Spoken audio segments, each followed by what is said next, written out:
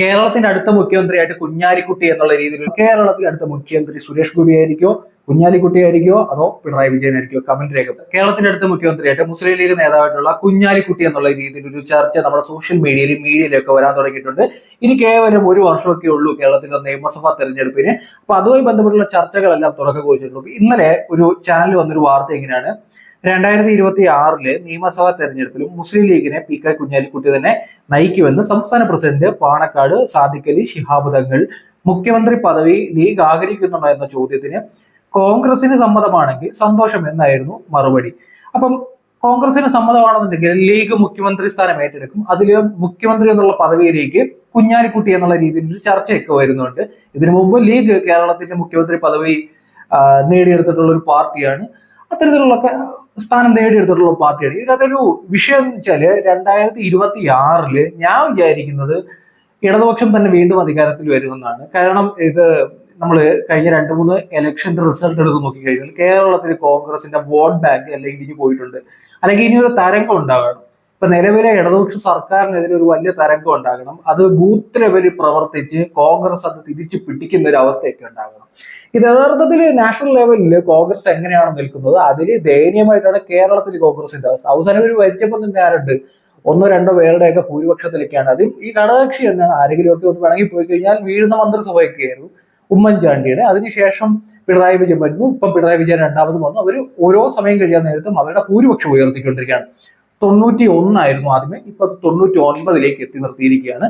പിന്നെ by election വെച്ചൊന്നും കേരളത്തിന് full നടക്കാൻ പോകുന്ന നിയമസഭ ഇലക്ഷനെ ഒന്നും നമുക്ക് വിലയിരുത്താനൊന്നും പറ്റില്ല. ബൈ ഇലക്ഷനിൽ അന്നത്തെ ആ ട്രെൻഡ് അനുസരിച്ച് മാറും എന്നുള്ളൂ. പക്ഷെ സ്റ്റേറ്റ് ലെവലിൽ ഇലക്ഷൻ വരാൻ നേരത്ത് ബൂത്ത് ലെവലിൽ പ്രവർത്തിക്കാൻ അല്ലെങ്കിൽ ഒരു കേഡർ സംവിധാനമുള്ള പാർട്ടികൾ എന്നൊക്കെ പറയാൻ നേരത്ത് ഒന്ന് LDF ആണ്, അല്ലെങ്കിൽ CPM ആണ്, 2 BJP ആണ്. കോൺഗ്രസ് എന്ന് പറഞ്ഞാൽ ഇപ്പം തന്നെ ഇവരെയും ഈ സുധാകരൻ KPCC പ്രസിഡന്റും അതുപോലെ തന്നെ പ്രതിപക്ഷ നേതാവും കൂടെ തമ്മിൽ ബഹളം വെച്ചുകൊണ്ടിരിക്കുന്നതിന്റെ ഇടയ്ക്കൂടെയാണ് ഇപ്പൊ P.K. കുഞ്ഞാലിക്കുട്ടി മുഖ്യമന്ത്രി എന്നുള്ള രീതിയിലൊക്കെ വരുന്നത്. നമുക്ക് ഇനി കുറച്ച് ചരിത്രം നോക്കാം. ചരിത്രം എന്ന് പറയുന്ന നേരത്ത് ഈ കോൺഗ്രസിനൊക്കെ ഇനി അധികാരത്തിൽ വരാനുള്ള സ്പേസ് ഉണ്ടോ എന്നുള്ളതാണ് ഇതിനകത്ത് കോമഡി. കോൺഗ്രസിന് അടുത്ത കാലത്തൊന്നും ഇനി കേരളം ഭരിക്കാനുള്ള സ്പേസ് വളരെ കുറവാണ്. ഒന്നാമത് കേരളം ഭരിക്കുന്ന LDF ആയാലും UDF ആയാലും ഘടകകക്ഷികളാണ്. അപ്പോൾ ഏതെങ്കിലും ഒരു പാർട്ടിക്ക് സ്വന്തമായിട്ട് നിന്നിട്ട് ഒന്നും നേടിയെടുക്കാനുള്ള ശേഷി ഇപ്പോൾ കേരളത്തിലില്ല എന്നുള്ളതാണ് സത്യം. 2024 കണക്ക്, 2021 നിയമസഭാ ഇലക്ഷനിലെ കണക്ക് ഇങ്ങനെയാണ്. കമ്മ്യൂണിസ്റ്റ് പാർട്ടിക്ക് കേരളത്തിൽ കിട്ടിയത് 62 സീറ്റാണ്. 62 സീറ്റുള്ളൂ. അതായത് പകുതി പോലും അല്ലെങ്കിൽ കേവല ഭൂരിപക്ഷം പോലും ഇല്ലാത്തൊരു പാർട്ടിയാണ്. അല്ലെങ്കിൽ അവരുടെ മെമ്പർമാരില്ല, ബാക്കിയെല്ലാം ഘടകകക്ഷി എന്നുള്ള രീതിയിൽ. CPIക്ക് 17 സീറ്റ്, പിന്നെ അങ്ങനെ കുറെ കോൺഗ്രസ് സെക്യുലർ എന്നുള്ള പാർട്ടി, പിന്നെ സ്വതന്ത്രൻ, ഇങ്ങനെയൊക്കെയാണ്. ഇതിനകത്ത് കോമഡി നമ്മൾ ശ്രദ്ധിച്ചാൽ മനസ്സിലാവും. ഇന്ത്യൻ നാഷണൽ കോൺഗ്രസ് 21 സീറ്റേ ഉള്ളൂ. മുസ്ലിം ലീഗിന് 15 സീറ്റ് ഉണ്ട്. പിന്നെ കേരള കോൺഗ്രസ് പോലുള്ള പാർട്ടികളൊക്കെ LDFിലേക്ക് പോയി. ഇവരുടെ പല ഘടകകക്ഷികളും ആടി വരഞ്ഞ് നിൽക്കുകയാണ്.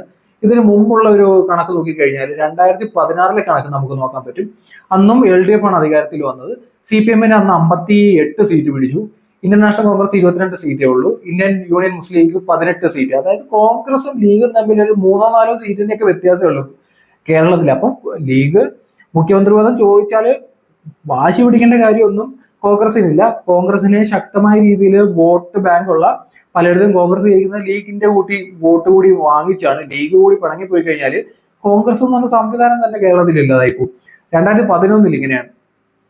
CPMന് 45 സീറ്റ്, INCക്ക് 38 സീറ്റ്, പിന്നെ മുസ്ലിം ലീഗിന് 20 സീറ്റ് എന്നുള്ള രീതിയിലാണ് 2011 ഇവർക്ക് അധികാരം പിടിച്ചപ്പോൾ കിട്ടിയത്. പിന്നെ കേരള കോൺഗ്രസ് അന്ന് UDFന്റെ കൂടെ ആയിരുന്നു. അങ്ങനെ കുറെ ഘടകകക്ഷികളും ബാലകൃഷ്ണ പിള്ളയൊക്കെ ഉണ്ടായിരുന്നു. ഇപ്പൊ ഇവരെല്ലാം LDFന്റെ കൂടെയൊക്കെയാണ്. അപ്പൊ ഘടകകക്ഷി എന്നുള്ള രീതിയിൽ നോക്കിക്കഴിഞ്ഞാൽ പോലും കേരളത്തിലെ LDF ആണ് ഇപ്പോൾ സ്ട്രോങ് ആയിട്ട് നിൽക്കുന്നത്. ഇവർക്കൊരു കേഡർ സംവിധാനമുണ്ട്. ഇവര് ഇലക്ഷൻ തരാൻ നേരത്തെ റാണികളും പാർട്ടി മെമ്പർമാരും ഒക്കെ കൃത്യമായ രീതിയിൽ ഇറങ്ങി പണി ചെയ്യും. ബാക്കിയുള്ളവരൊക്കെ ഗ്രൂപ്പിന്റെ പേരിലൊക്കെ ഇവർ തമ്മിലടിച്ചുകൊണ്ടിരിക്കും. ഇപ്പൊ VD സതീശനായാലും സുധാകരനായാലും ഇവർക്കൊക്കെ മുഖ്യമന്ത്രി പദവി കിട്ടുമെന്നുള്ള കാര്യം ഭയങ്കര സംശയമാണ്. ഇതിനകത്ത് തന്നെ നോക്കുക, നിൽക്കുന്നതെന്ന് വെച്ചാല് രമേശ് ചെന്നിത്തല ഒരു സൈഡിൽ നിൽക്കുന്നു, സുധാകരൻ ഒരു സൈഡിൽ നിൽക്കുന്നു, VD സതീശൻ ഒരു സൈഡിൽ നിൽക്കുന്നു, ഇപ്പൊ നമ്മുടെ കുഞ്ഞാലിക്കുട്ടിയും വന്നിട്ടുണ്ട്. ഇവരെല്ലാം കൂടെ കിടന്ന് ബഹളം വെക്കും. ഒരു സൈഡ് നോക്കിക്കഴിഞ്ഞാൽ പിണറായി വിജയൻ, അല്ലെന്നുണ്ടെങ്കിൽ അവർ പാർട്ടി തീരുമാനിക്കുന്ന ഒരാൾ. അപ്പൊ അതാണ് അവിടുത്തെ വരുന്ന വ്യത്യാസം. പിന്നെ മൂന്നാമതൊരു ശക്തി എന്ന് പറയുന്ന നേരത്തെ ഇപ്പൊ പഴയ പോലെ അല്ല.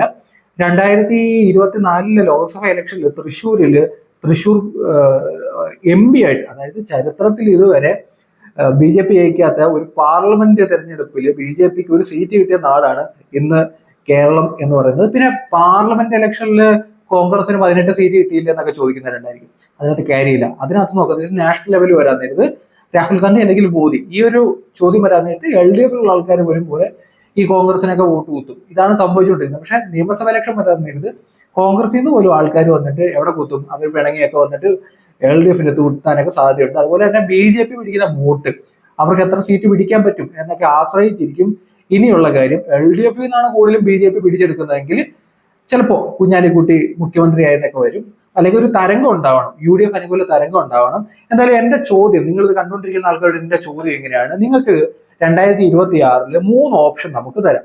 ഈ 3 ഓപ്ഷനിൽ ആരാകും കേരളത്തിന്റെ മുഖ്യമന്ത്രി?